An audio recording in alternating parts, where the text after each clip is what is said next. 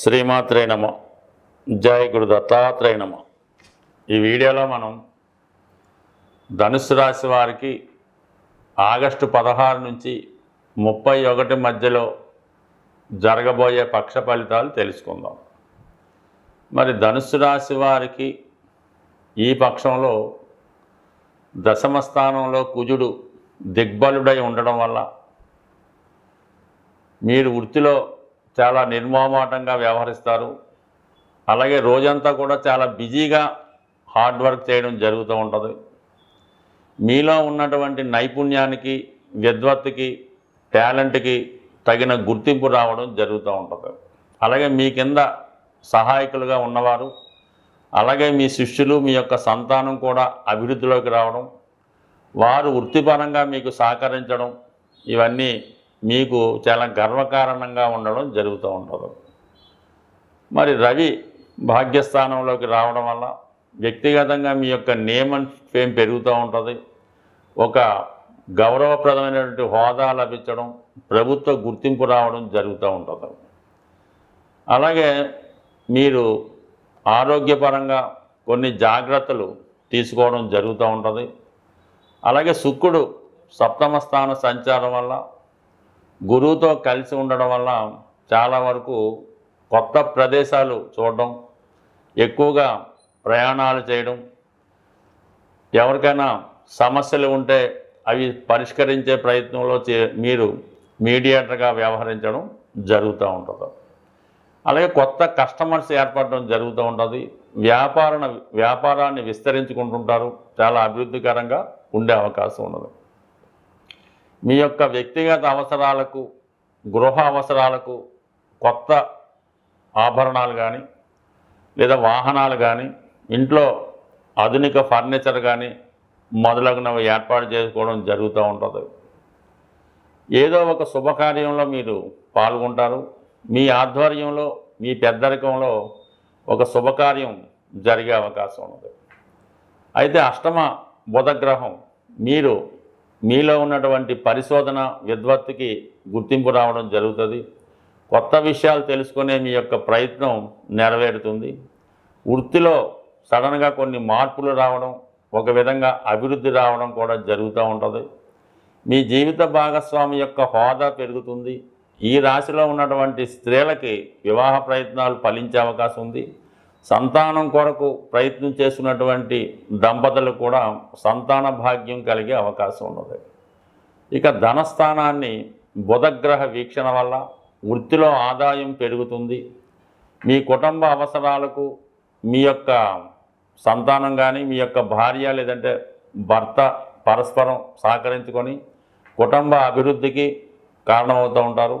అలాగే మీరు గతంలో పోగొట్టుకుందనుకున్నటువంటి ధనం కానీ, ఎవరికన్నా రుణంగా ఇచ్చిన ధనం కానీ ఈ పక్షంలో మీకు తిరిగి వచ్చే అవకాశం ఉన్నది. రాహు 3వ స్థానంలో ఉన్నప్పుడు కొత్త ప్రయత్నాలు, అంటే పెద్ద పెద్ద ప్రాజెక్టులు లాంటివి చేపడుతుంటారు. అంటే గతంలో కన్నా చాలా సాహసంతో ముందుకు వెళ్తారు. చేసే ప్రయత్నంలో ఏదో విధంగా మన పని సాధించాలనే విషయంలో అనేక రకాలైనటువంటి పథకాల ద్వారా కానీ ప్రయత్నాలు చేయడం జరుగుతూ ఉంటుంది. ఏదైనా అనుకున్నది సాధించే వరకు కూడా మీ యొక్క ప్రయత్నం విరమించకుండా గట్టి ప్రయత్నం చేయడం జరుగుతూ ఉంటుంది.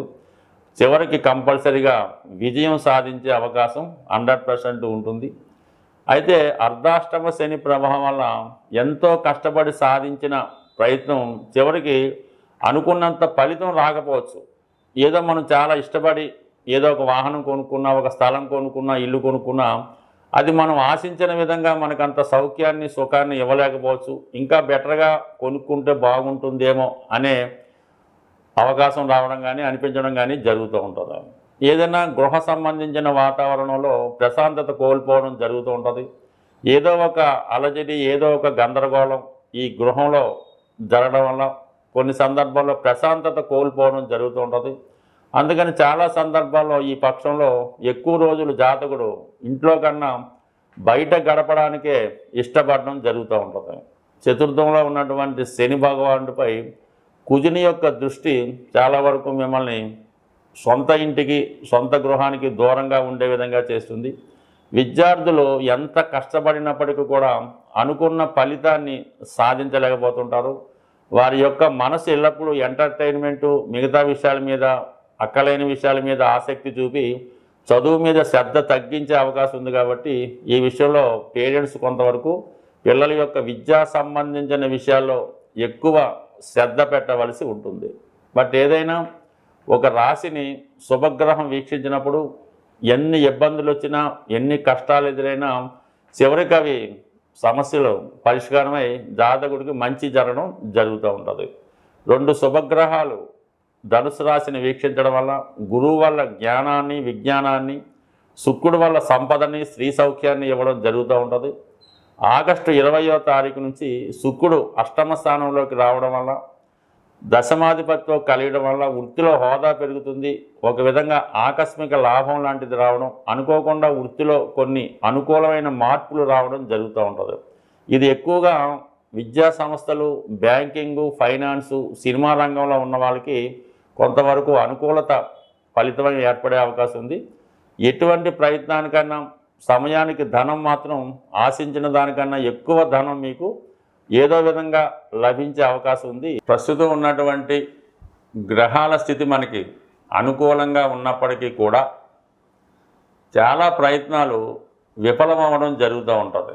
ముఖ్యంగా చదువు పూర్తయిన తర్వాత 2-3 సంవత్సరాల దాకా కూడా ఉద్యోగం రాకపోవడం, అలాగే అమ్మాయిలకు కానీ అబ్బాయిలకు కానీ ఎన్ని ప్రయత్నాలు చేసినా కూడా వివాహ సంబంధాలు కుదరకపోవడం జరుగుతూ ఉంటుంది.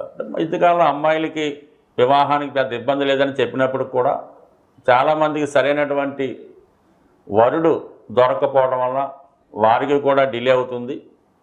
సో దీనికి ఏంటి కారణం? జాతకంలో దశలు అనుకూలంగా ఉన్నాయి, పిల్లలకి అన్ని అర్హతలు ఉన్నాయి, కానీ పెళ్ళి రావటం లేదు, ఉద్యోగం రావట్లేదంటే దానికి కొంతవరకు మనం నివసిస్తున్నటువంటి గృహం కూడా కారణం అవడం జరుగుతూ ఉంటుంది. సో అందువలన ఒకే గృహంలో ఒక 4-5 ఉన్నప్పటికీ కూడా అందులో కొంతమందికి చాలా బ్రహ్మాండంగా ఉంటుంది, మరి కొంతమందికి చాలా ఇబ్బందికరంగా ఉంటుంది. అంటే ఆ గృహంలో వాస్తుపరంగా ఉన్నటువంటి దిక్కులలో ఉన్నటువంటి దోషాన్ని బట్టి కొంతమందికి ఇబ్బంది కలుగుతూ ఉంటుంది. సాధారణంగా ఈశాన్య దోషం ఉన్నప్పుడు ఆ కుటుంబంలో ప్రథమ సంతానంపై ఎక్కువ ఇబ్బంది చూపుతాడు. ఆగ్నేయ దోషం ఉన్నప్పుడు 2వ సంతానం మీద, స్త్రీల మీద ఎక్కువ ప్రభావం చూపడం జరుగుతూ ఉంటుంది. వాయువ్య దోషం ఉన్నప్పుడు తృతీయ సంతానం మీద, ఆ ఇంట్లో ఫైనాన్సు, ప్రేమ వ్యవహారాల మీద ఎక్కువ ప్రభావం చూపుతూ ఉంటుంది. నైరుతి అనుకూలంగా లేనప్పుడు అది కుటుంబం అందరినీ కూడా ఇబ్బందులు పెడుతూ ఉంటుంది. ఏదో ఒక హెల్త్ ప్రాబ్లంతో ఎవరో ఒకరు ఇబ్బంది పడుతుంటారు.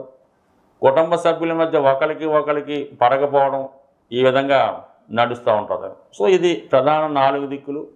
అలాగే మొత్తం ప్రస్తుతం గతంలో 8 దిక్కులుగా విభజించేవారు. అంటే తూర్పు, పడమర, ఉత్తర, దక్షిణం, ఈశాన్యం, వాయువు, నైరుతి, ఇలాగా 8 దిక్కులు. దీన్ని ఇప్పుడు మళ్ళా కొద్దిగా ఆధునిక వాస్తు ప్రకారం ఈ 12 దిక్కులుగా విభజించి మరీ సూక్ష్మంగా విభజించడం జరుగుతుంది. అంటే 360 డిగ్రీలు ఉన్నటువంటి మన గృహాన్ని ప్రతి 30 డిగ్రీలకి విభజించి ఎక్కడ ఏ సమస్య ఉంటే ఏ ప్రాబ్లం ఉంటుంది, దాన్ని ఏ విధంగా సవరించాలన్నది ప్రస్తుతం ఆధునిక వాస్తు ప్రకారం పరిశీలించడం జరుగుతూ ఉంది.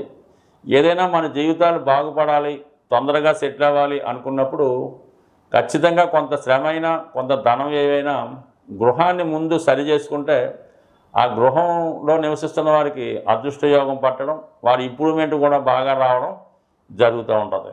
సో దానివల్ల ఏంటంటే మీకు అన్నీ బాగున్నా కూడా ఇటువంటి సమస్యలు ఎదురవుతున్నాయి. ముఖ్యంగా పెద్దవాళ్ళకి హెల్త్ ప్రాబ్లం, పిల్లలకి పెళ్లి ప్రాబ్లం, కొంతమందికి వ్యసనాల వల్ల ధనాన్ని పోగొట్టుకోవడం, ముఖ్యంగా అప్పు తీరకపోవడం. ₹1,00,000 నెలకు వస్తున్నా కూడా 10,000 అప్పున్నా కూడా తీర్చలేకపోతుంటారు. ఇవన్నీ కూడా ఒకసారి ఎవరైతే జీవితంలో అభివృద్ధి చెందామనుకున్నారో, ఇంకా బాగుందాం అనుకున్నారో మీ యొక్క గృహాన్ని కూడా పరిశీలించుకొని, అలాగే జరుగుతున్నటువంటి దశ అంతర్దశలను కూడా జాగ్రత్తగా పరిశీలించుకొని తగు విధంగా పరిష్కారం చేసుకుంటే చిన్నగా అంటే గోటితో పోయేదాన్ని గొడ్డల దాకా తెచ్చకుండా చిన్న పరిష్కారంతో రాబోయే విపత్తుల్ని కాపాడుకునే అవకాశం ఉంటుంది. సో ఏదైనా వాస్తు అన్నది సరి చేసుకోవాలి తప్ప యంత్రాలతోనో తాయెత్తులతోనో బొమ్మలతోనో వాస్తు ఎప్పుడు కూడా సరవదు. అలాగే గ్రహ దోషాలు ఉన్నప్పుడు దానికి సరైనటువంటి పరిష్కారం చేసుకుంటే తప్ప చిన్న చిన్న ఉంగరాలు మాలలో వేసుకున్నా కూడా పరిష్కారం అవ్వదు. దేనికన్నా పిండి కొద్ది రొట్టె మనం చేసే పనిని బట్టి, మన ప్రయత్నం బట్టి, మన భక్తిని బట్టి, నమ్మకాన్ని బట్టి మనం చేసే ప్రయత్నంలో విశ్వాసం ఉంటే చేసేవాడు కూడా నమ్మకంగా చేస్తే ఖచ్చితంగా మీ జీవితంలో సక్సెస్ అన్నది తొందరగా వస్తుంది.